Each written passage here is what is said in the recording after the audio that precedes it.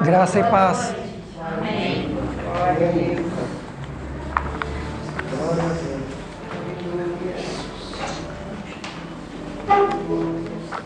Abra sua Bíblia no livro de Hebreus. Quem está com a Bíblia, quem não está, escuta. Hebreus capítulo 2 hoje. Na semana passada meditamos em Hebreus capítulo 1 e hoje vamos meditar no livro de Hebreus capítulo 2.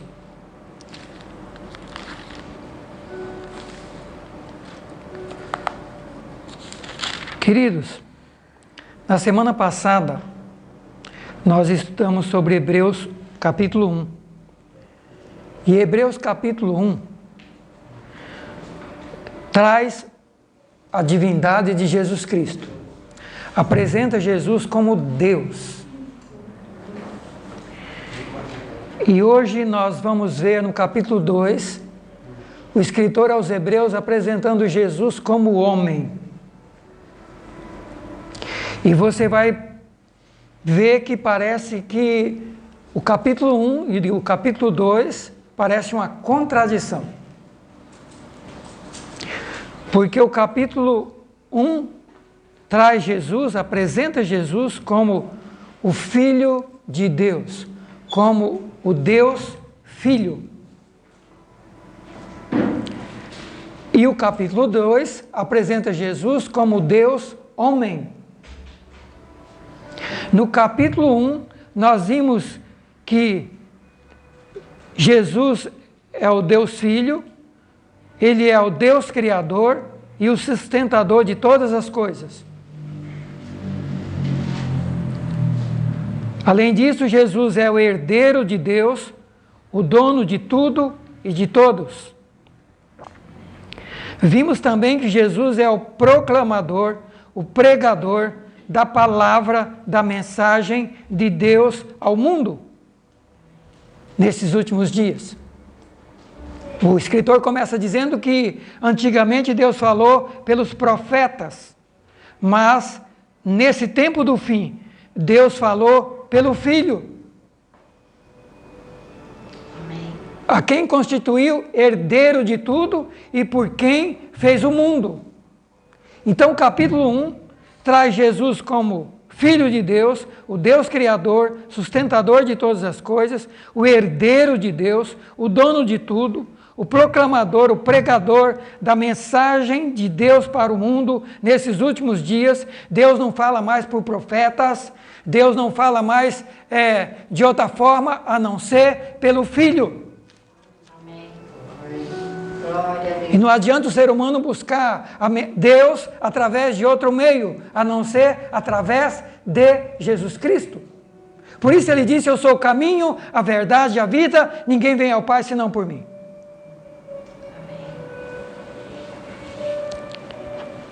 Quarta coisa, do capítulo 1 ainda, recapitulando a ministração da semana passada, Jesus é quem irradia a glória e a imagem de Deus ao mundo.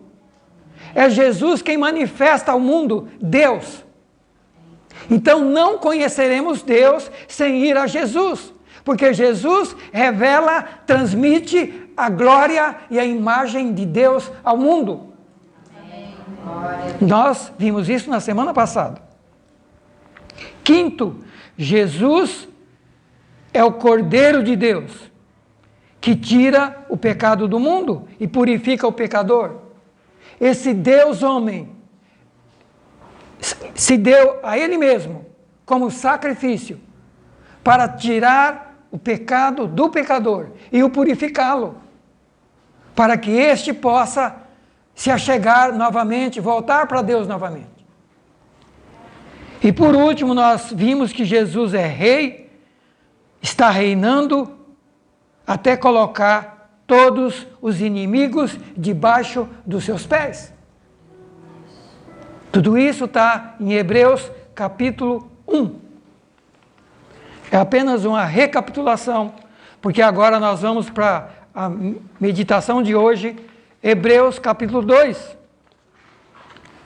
No capítulo 2 nós vamos encontrar o escritor falando de Jesus agora como homem ou como Deus homem. Capítulo 2, a partir do versículo 7, diz assim: Tu o fizeste um pouco menor do que os anjos, de glória e de honra o coroaste, e o constituíste sobre as obras das tuas mãos. Todas as coisas sujeitaste debaixo dos seus pés. Está falando de Jesus, que Deus colocou todas as coisas debaixo dos seus pés. Ora, visto que sujeitou todas as coisas, nada deixou que não esteja sujeito a Jesus Cristo. E aí o escritor diz: mas agora ainda não vemos que todas as coisas estão sujeitas a Jesus. Mas o vemos coroado de glória e de honra. Aquele Jesus que fora feito um pouco menor do que os anjos, por causa da paixão e da morte, para que, pela graça de Deus, provasse a morte por todos os homens. Ele começa dizendo então que esse Jesus, Deus o fez menor do que os anjos. Menor do que os anjos. Deus o fez menor do que os anjos. Capítulo 1, Jesus, Criador de tudo, Deus soberano, Criador e sustentador de tudo. Herdeiro de Deus, Todo-Poderoso. E no capítulo 2, esse Jesus agora feito um pouco menor do que os anjos.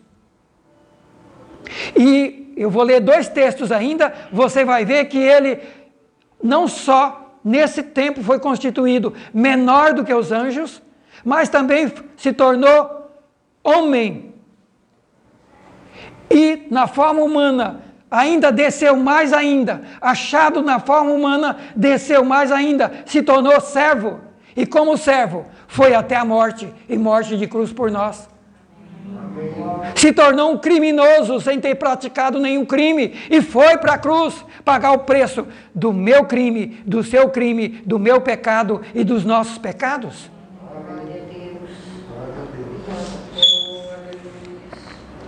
O capítulo 2 agora, eu li o 7 e o 9, agora olha o 17 e 18, do mesmo capítulo 2. Por isso convinha que em tudo, esse Jesus, fosse semelhante aos seus irmãos, a nós, para ser misericordioso e fiel sumo sacerdote, que é de Deus, para expiar o pecado do povo. Porque naquilo que ele mesmo foi tentado, padeceu, pode socorrer aqueles que estão sendo tentados. Esse Jesus teve que tomar forma humana, ele teve que se despir da forma divina, ele se despiu da forma divina e toma a forma humana e vem à terra. Para quê? Diz a Bíblia. Se torna semelhante aos seus irmãos, a nós, para que fosse misericordioso e fiel sumo sacerdote, intercedendo por nós diante do Pai, e também para fazer expiação pelos pecados do povo. Porque naquilo que ele mesmo foi tentado aqui como homem, aquilo que ele passou aqui na terra como homem, padeceu, ele pode socorrer a cada um de nós, porque ele viveu como homem, sofreu o pecado, passou pelo pecado aqui como nós, enfrentou tudo que nós enfrentamos, por isso está habilitado a salvar totalmente o pecador.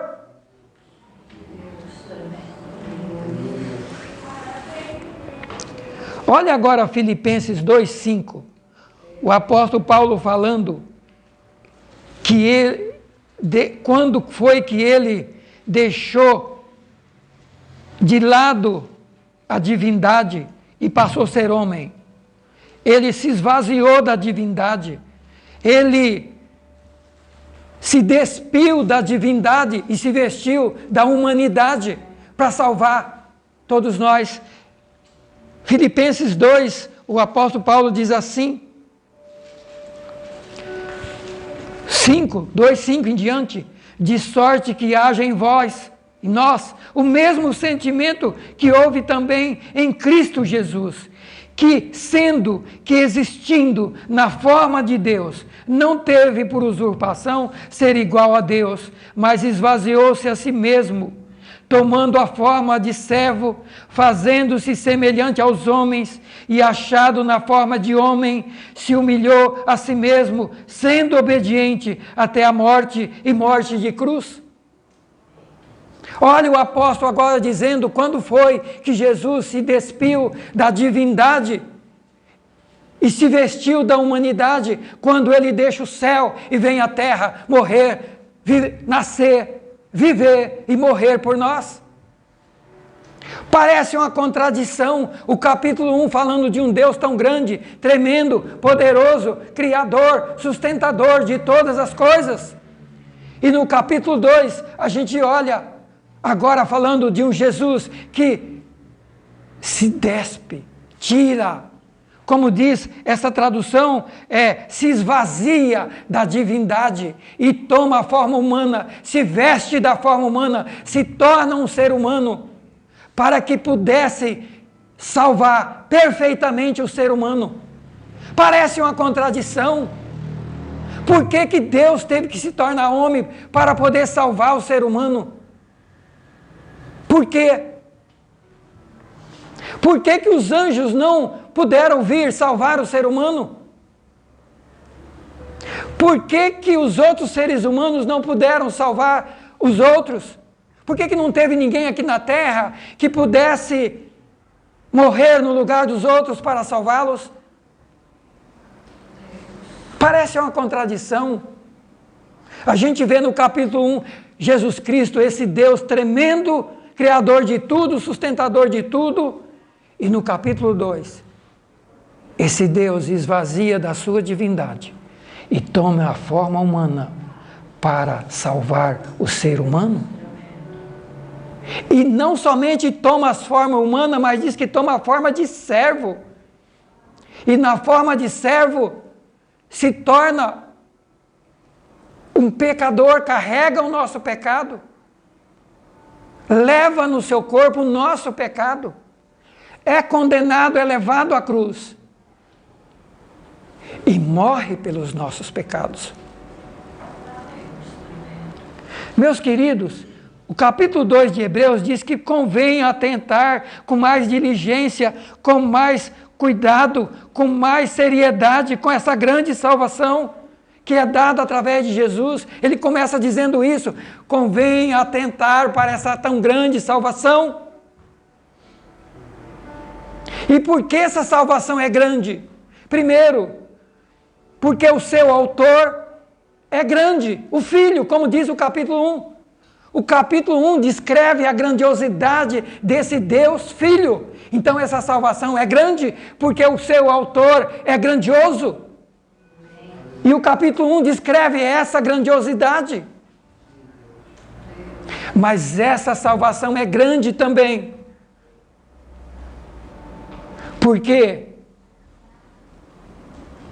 esse Deus tão grande se despe, tira a sua divindade e toma a forma humana, toma o meu lugar, o seu lugar, o nosso lugar, para que pudesse fazer tudo aquilo que era preciso para que nós pudéssemos ser salvos. Tudo o que precisa para a salvação do pecador foi feito por Jesus. Por isso que não há outro caminho, não há outro meio de sermos salvos. E por isso somos chamados a atenção para valorizarmos essa grande salvação trazida por Jesus Cristo, porque não haverá outra salvação e nem outro Salvador. Um Deus que deixa de ser Deus e toma a forma humana para salvar o ser humano. E ele toma totalmente a forma humana.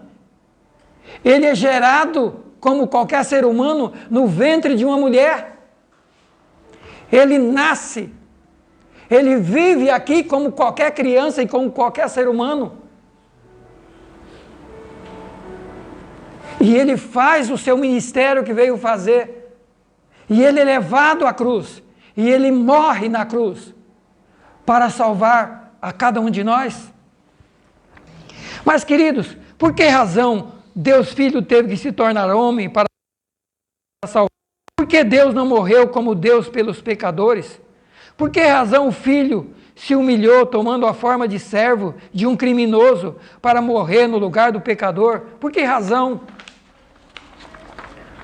Como Deus Filho se transformou em um ser humano? Até quando Deus Filho viveu como humano? Hoje Deus Filho é divino ou é humano? O que faz o Deus Filho hoje no céu por cada um de nós? Por que temos que conhecer, compreender e valorizar essa tão grande salvação? Por que Jesus Cristo se tornou homem? Queridos, já vimos que ele se esvaziou da forma divina para tomar a forma humana. Vimos que ele foi feito menor do que os anjos, como começamos a ler aqui.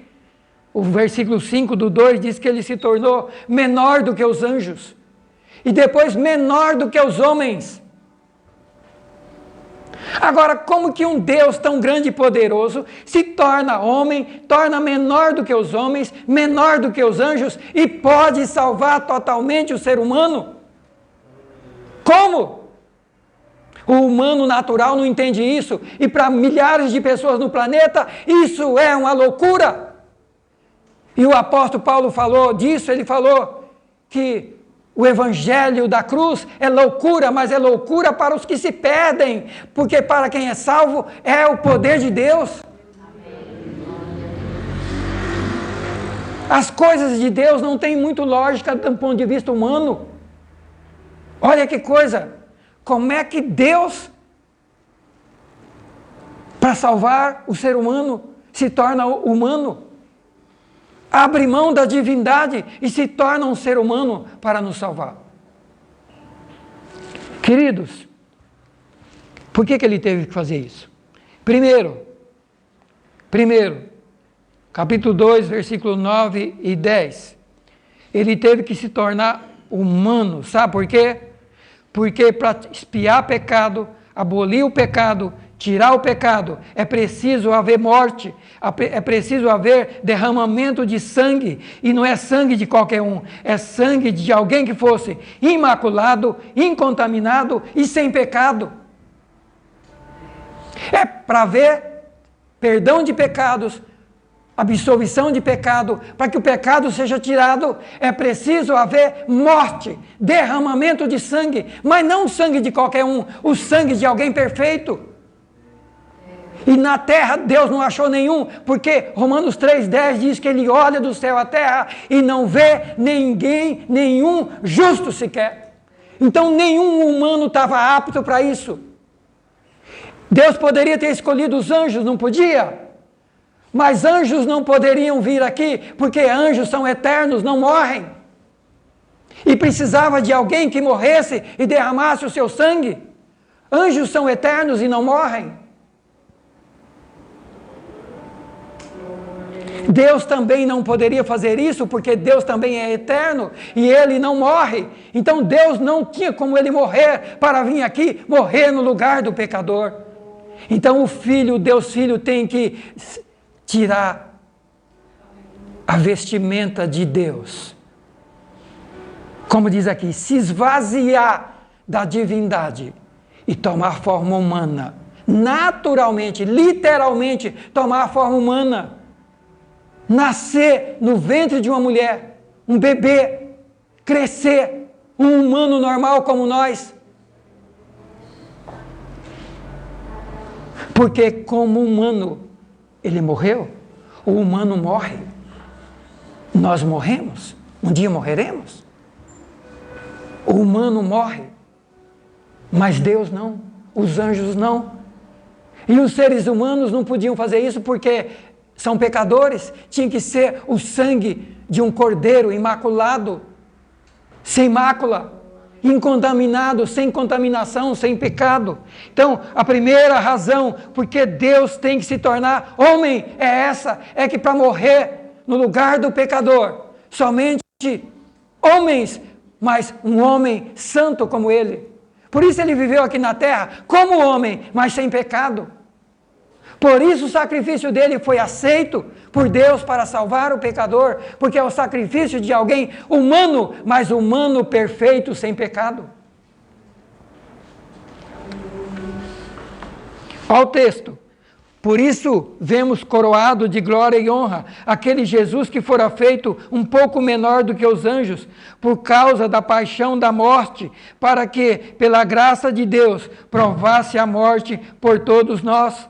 Porque convinha que aquele para quem são todas as coisas, e mediante quem tudo existe, trazendo muitos filhos à glória, consagrasse pelas aflições o príncipe da salvação deles.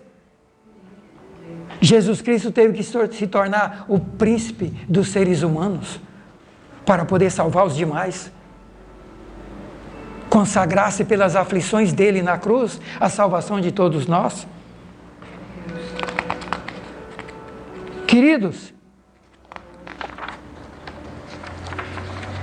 outra coisa, a morte e sangue de animais ou de seres humanos não pode tirar pecados. Hebreus 10, 4 diz isso, porque é impossível que o sangue dos touros e dos bodes tire os pecados. Nem sangue de animais, nem de sangue de seres humanos tira pecado. Por isso o sacrifício do velho pacto, onde as pessoas levavam os animais para serem sacrificados pelos seus pecados, lá no velho pacto de Moisés, instituído por Deus, de Arão, começou com Arão, o sacerdócio, as pessoas pecavam e levavam os animais. Não resolveu, por quê? Porque tirava o pecado que a pessoa cometeu naquela hora, quando ele saía dali ele voltava a pecar. Precisava um sacrifício que resolvesse o problema do pecado de uma vez por todas. Por isso é impossível que sangue de touros e bode tire o pecado. Morte, o sangue de alguém imaculado, incontaminado, sem mancha, sem pecado, para poder purificar o pecador. E é isso que o apóstolo Pedro fala em 1 Pedro 1, 18 e 19. Ele diz assim: sabendo que não foi com coisas corruptíveis, como prata ou ouro, que fomos resgatados da nossa vã maneira de viver, que por tradição nós recebemos dos nossos pais, mas fomos resgatados com o precioso sangue de Jesus Cristo, como de um cordeiro imaculado e incontaminado. Aleluia!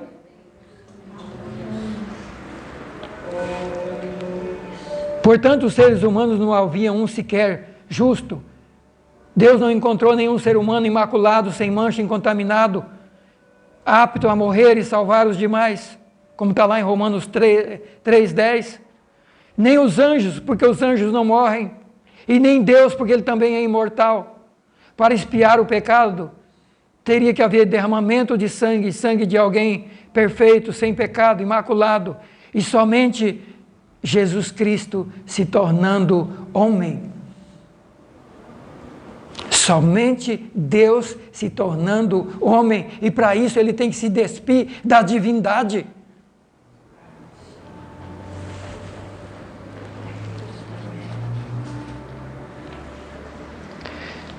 O Hebreus 2, o versículo 11 e 13 diz assim: porque tanto que santifica como os que estão sendo santificados, os seres humanos, todos são de um, por cuja causa não envergonha de lhe chamar irmãos, dizendo: anunciarei o teu nome aos meus irmãos, cantarei louvores no meio da congregação. E ainda diz outra vez: porei nele a minha confiança. E outra vez: eis-me aqui e os filhos que Deus me deu. Jesus se torna homem e se torna nosso irmão, alguém igual a nós.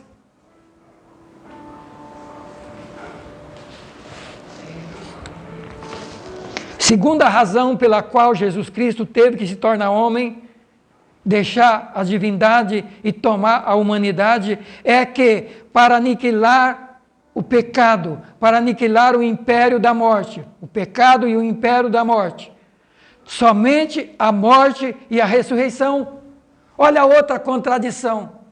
Olha o que diz o versículo, Hebreus 2, 14. E como os filhos são participantes da carne e do sangue, também ele quem? Jesus, participou participou das mesmas coisas, para que pela sua morte, aniquilasse aquele que tinha o império da morte, isto é, o diabo. Olha mais uma coisa tremenda. Como é que alguém, com a sua morte, livra da morte os outros? Meus queridos, como que alguém, através da sua morte, pode livrar os outros da morte? É o que está escrito, visto como os filhos são participantes do corpo, do sangue, da carne e do sangue. Todo filho, nós herdamos dos nossos pais o quê? Carne, sangue, somos parecidos com eles. A Bíblia está dizendo que também, espiritualmente, Jesus Cristo se torna filho, participa das mesmas coisas que nós, se torna nosso irmão, como humano, morre para que através da sua morte aniquilasse aquele que tem o império da morte, isto é, o diabo. Por que o diabo tem o império da morte? Porque quem que levou o primeiro homem a pecar e trazer sobre si a condenação e a morte eterna? Quem foi? Satanás, tentando Eva e Adão e os enganando, levou-os à morte eterna, a pecar contra Deus, e a consequência do pecado é a morte. Porque a Bíblia diz que toda alma que pecar, essa morrerá. E o Adão e a Eva pecou e morreram. Então, quem provocou essa morte? Física e espiritual? Satanás. Ele passou a ter o império, ser dono da morte e do inferno. Ia levar as pessoas para a condenação. Olha o que diz Romanos agora. Mas parece uma contradição, não é? Como é que alguém morre e consegue libertar o outro da morte? Ou milhões da morte? Como? Olha o que diz Romanos 5,12. Porque como por um homem entrou o pecado no mundo, e pelo pecado a morte, assim também a morte passou a todos os homens, porque todos pecaram. Porque assim como pela ofensa de um, do Adão, a morte reinou sobre todos os demais homens, assim também a vida e a graça vai abundar, vai reinar através de um só homem, Jesus Cristo. Assim como a morte e o pecado veio por um homem, o Adão, a Bíblia diz que a vida e a vida eterna e a salvação vem por um outro homem, o segundo Adão, Jesus Cristo. Por isso ele teve que se tornar homem, ele se tornar o segundo Adão, mas não um Adão pecador, um Adão santo.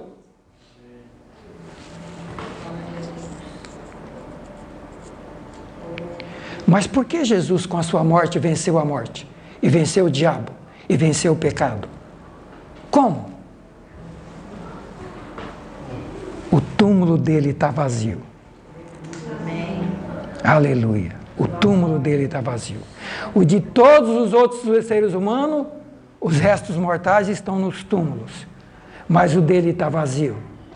Ele venceu a morte. Ele ressuscitou. Aleluia. Aleluia.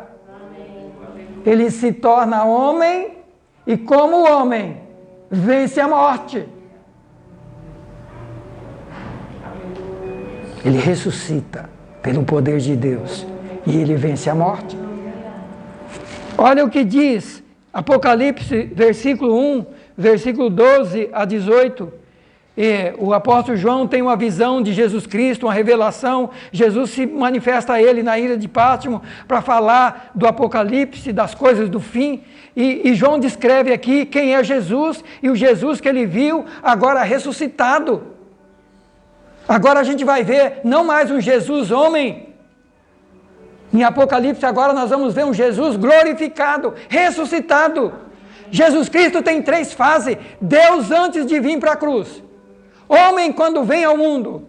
E quando sai do mundo, um Deus glorificado, poderoso, tremendo. Olha a descrição do apóstolo João.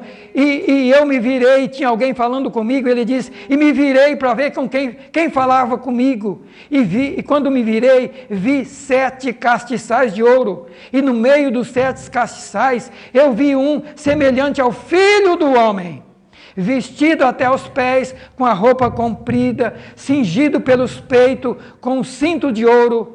Na cabeça, aliás, na sua cabeça, os cabelos eram brancos como a lã, como a neve. Os seus olhos eram como chama de fogo. Os seus pés reluzente como latão reluzente, refinado numa fornalha. E a sua voz como a voz de muitas águas. E ele tinha na sua mão direita 7 estrelas. E da sua boca saía uma espada aguda de 2 fios. E o seu rosto era como o sol, quando brilha na sua força. E eu, quando o vi, diz o apóstolo, eu caí como morto, mas ele pôs sobre mim a sua mão e disse, não temas, eu sou o primeiro e o último, que vivo, fui morto, mas eis aqui estou vivo para todo sempre, e eu tenho a chave da morte e a chave do inferno. Aleluia!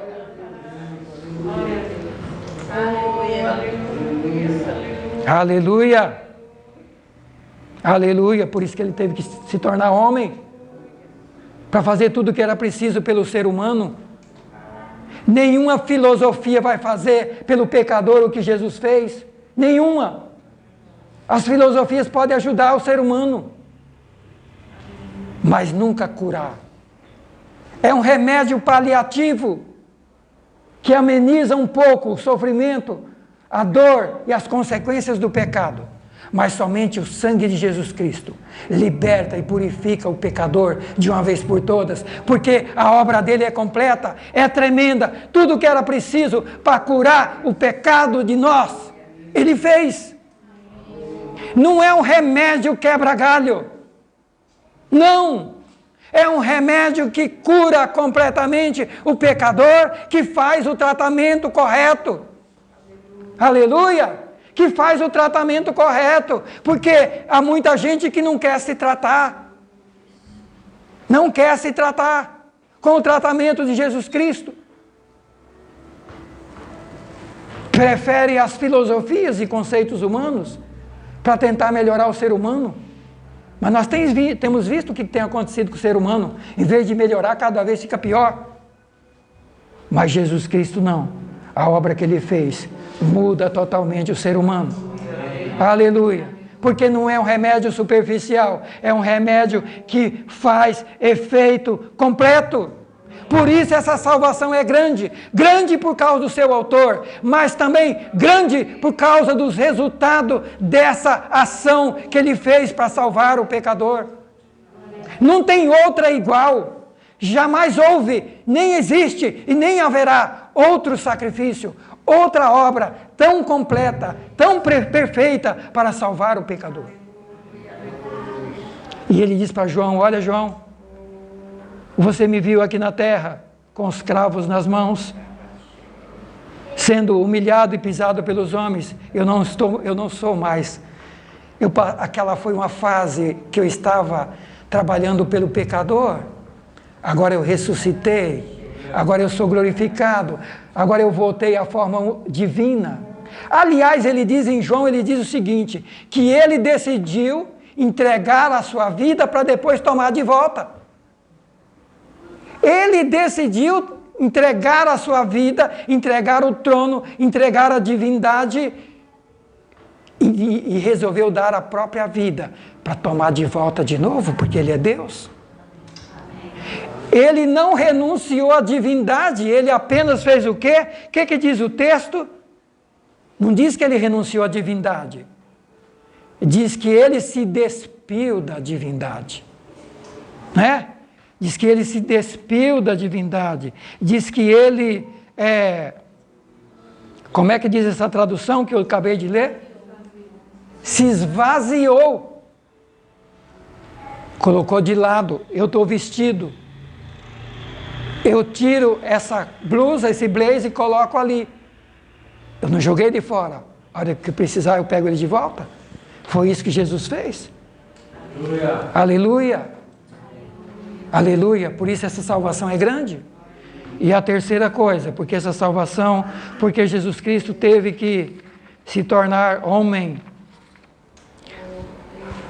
porque precisava de um sumo sacerdote perfeito e eterno para interceder lá no céu pelos pecadores para a nossa salvação.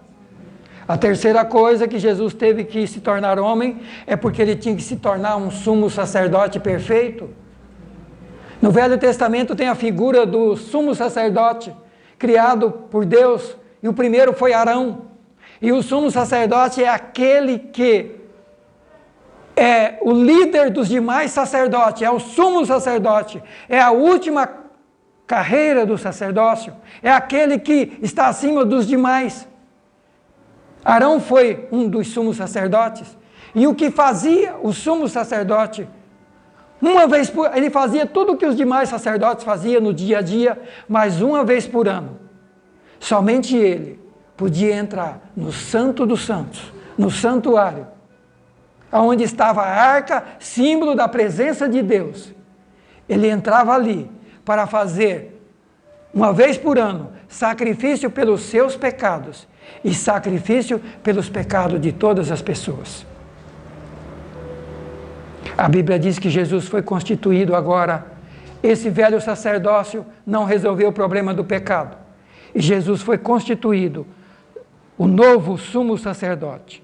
Queridos, porque na verdade ele não tomou os anjos, mas tomou a descendência de Abraão. Por isso convinha que em tudo fosse semelhante aos irmãos, para ser misericordioso, fiel sumo sacerdote naquilo que é de Deus, para expiar os pecados do povo, porque naquilo que ele mesmo foi tentado e padeceu, ele pode socorrer aos que são tentados. Jesus Cristo hoje está à direita do Pai, Deus Todo-Poderoso, tão grande e extraordinário como você viu na visão de João. O João, quando se depara com ele, cai morto no chão. João desmaia de tão gloriosa presença, de tão grandiosidade, presença e pessoa e poder. João diz que a voz dele era como um trovão, diz que os olhos dele eram como o sol quando brilha. Jesus ressuscitado, é esse o Jesus da Bíblia?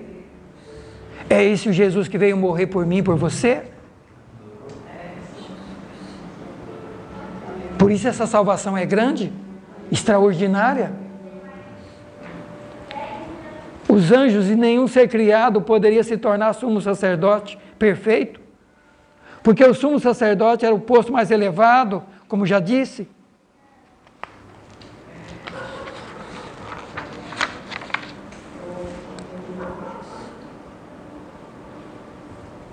A Bíblia diz que esse velho pacto do velho sacerdócio não prestou, não resolveu o problema do pecado, e veio Jesus. Olha o que diz Hebreus 7, 19 a 26. Hebreus 7, 19 a 26. E não se preocupe que depois eu vou botar no grupo da igreja todo esse texto com os versículos, para vocês lerem durante a semana. Hebreus 7, 19 a 26 diz: porque a lei nunca aperfeiçoou ninguém, a lei a nenhuma coisa aperfeiçoou.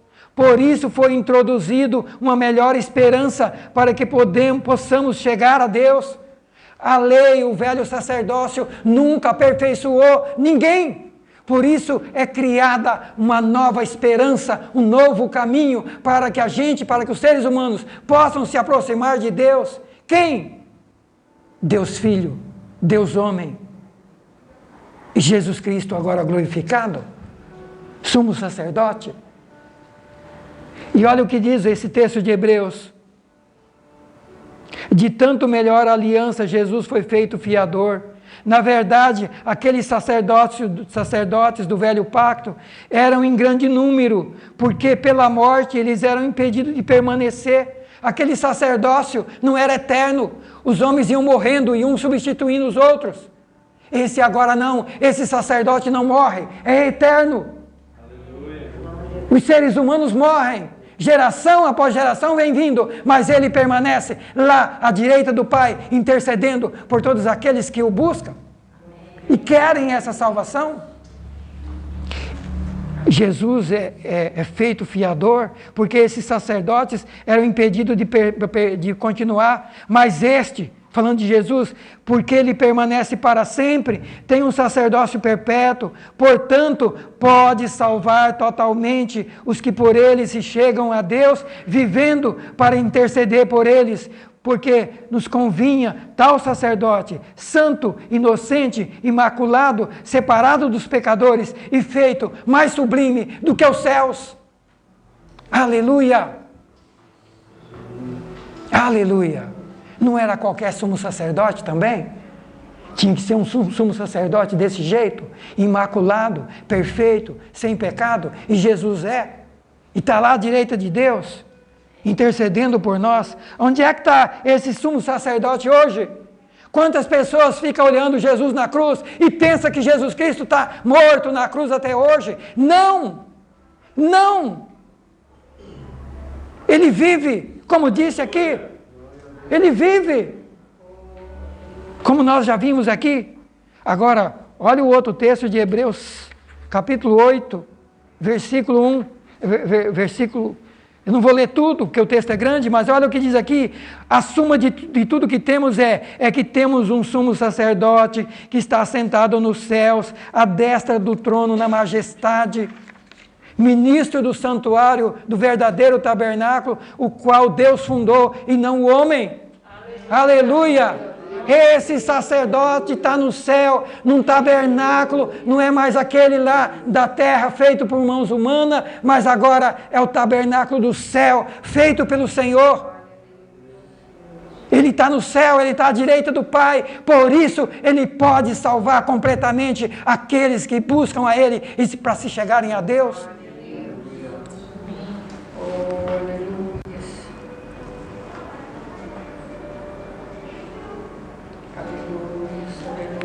Esse sumo sacerdote entrou num novo santuário e fez um novo sacrifício, e um único sacrifício. Hebreus 9 agora, versículo 11. Mas vindo Cristo, o sumo sacerdote dos bens futuros, novamente falando de Cristo como sumo sacerdote, no capítulo 9, vindo Cristo, sumo sacerdote dos bens futuros, por um maior e mais perfeito tabernáculo, não feito por mãos, não desta criação, nem pelo sangue de bode, nem de bezerro, mas pelo seu próprio sangue, entrou uma vez no santuário, fazendo uma eterna redenção, porque se o sangue de touros e bode e a cinza de uma novilha espargida sobre os pecadores os santifica lá no velho pacto, quanto mais a purificação da carne, quanto mais o sangue de Cristo, que pelo Espírito eterno se ofereceu a si mesmo, imaculado a Deus, purificará as vossas consciências das obras mortas, para servirdes ao Deus vivo. Aleluia! Aleluia! Aleluia! É um novo santuário, é um novo sacrifício, que purifica o pecador de uma vez por todas. Por último, o sacrifício oferecido por Jesus Cristo é o único perfeito para abolir o pecado. Hebreus 10, versículo 11 e 14. Está escrito assim: assim o sacerdote aparece cada dia ministrando e oferecendo muitas vezes os mesmos sacrifícios que nunca podem tirar os pecados. Mas este, falando de Jesus, havendo oferecido um único sacrifício pelos pecados, está sentado à destra de Deus e daqui em diante, esperando até que todos os seus inimigos sejam postos por escabelo debaixo dos seus pés, porque com uma só oblação, com um só sacrifício, aperfeiçoou para sempre aqueles que estão sendo santificados. Amém. Amém? E terminando, Hebreus 10, 19 a 27. Agora é o convite para nós. Tendo, pois, irmãos, ousadia para entrar no santuário, Hebreus 10, 19, tendo ousadia para entrar no santuário pelo sangue de Jesus, pelo novo caminho que ele nos consagrou pelo véu, isso é, pela sua carne, tendo agora um grande sumo sacerdote sobre a casa de Deus, cheguemos com verdadeiro coração, com inteira certeza de fé, coração purificado da má consciência, corpo lavado com água limpa, retenhamos firme a confissão da nossa esperança, porque fiel é o que prometeu, não deixando a nossa congregação mais como é costume de alguns, mas admoestando-vos uns aos outros, tanto mais quanto vedes que se vai se aproximando aquele dia. Por quê? Porque se pecarmos voluntariamente, depois de receber a salvação, receber o conhecimento da verdade, já não resta mais sacrifício pelo pecado. O convite agora é entrar, tendo ousadia, tendo agora caminho aberto para Deus. Vamos entrar, vamos entrar, vamos entrar. Esse é o convite nesta noite. Chegar a Deus através de Jesus. Chegar a Deus através de Jesus. Valorizar essa grande salvação. Por quê? Primeiro, entrar pelo caminho certo. Quem é o caminho? Jesus. Não é religião, não é obras, não, é Jesus. O caminho é Jesus, o caminho certo é Jesus. 2, buscar o sumo sacerdote certo. Quem é o sumo sacerdote que está lá intercedendo por mim e por você? Jesus Cristo. Ele está lá à direita de Deus e quando a gente ora aqui e fala, Senhor, tem misericórdia, eu pequei, eu preciso de Ti, me ajuda. Ele está lá intercedendo por nós e dizendo, Pai, eu vivi na terra o que Ele está vivendo, o que ela está vivendo, eu sei do sofrimento que é o ser humano na terra, com o pecado, com os demônios, ajuda ele, liberta ele, salva ele, porque eu sei, eu passei o que ele passou, mas eu também fiz o que era preciso para ele ser liberto e salvo. É isso que ele está fazendo no céu. E o convite é, primeiro, entra pelo caminho certo, é Jesus.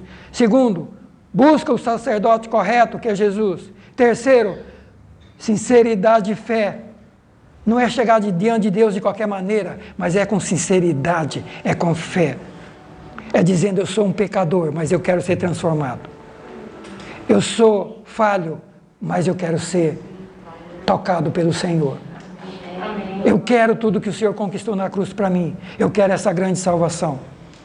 4, permitir ser purificado do pecado pelo sangue e pela palavra de Deus. Diz que é para a gente permitir ser lavado com água limpa. Olha aqui, ó, com inteira certeza de fé e os corações purificados da má consciência e o corpo lavado com água limpa. Deixar ser purificado pelo sangue, pelo Espírito Santo e pela palavra de Deus. A cada dia, deixar ser lavado com água limpa a cada dia. 5, ter consciência das consequências do pecado. Diz que quem, depois que tem a salvação em Cristo, se continuar vivendo voluntariamente no pecado, não resta mais sacrifício pelo pecado, porque o único sacrifício que salva e que purifica o pecador é Jesus. E se eu rejeito Jesus, rejeito o sacrifício de Cristo e continuo vivendo no pecado, não tem mais jeito. Mas o caminho está aberto para a nossa salvação. Meu querido, vamos ficar em pé? Como é que estamos vivendo? Como é que estamos vivendo? Na meditação da semana passada, nós vimos que Jesus Cristo é herdeiro de Deus, é herdeiro de tudo que Deus possui. Não foi isso? Ele é herdeiro de tudo. E Romanos 8 diz que quem aceita Jesus, entrega a vida para Jesus e recebe o Espírito Santo e é transformado, se torna filho de Deus também.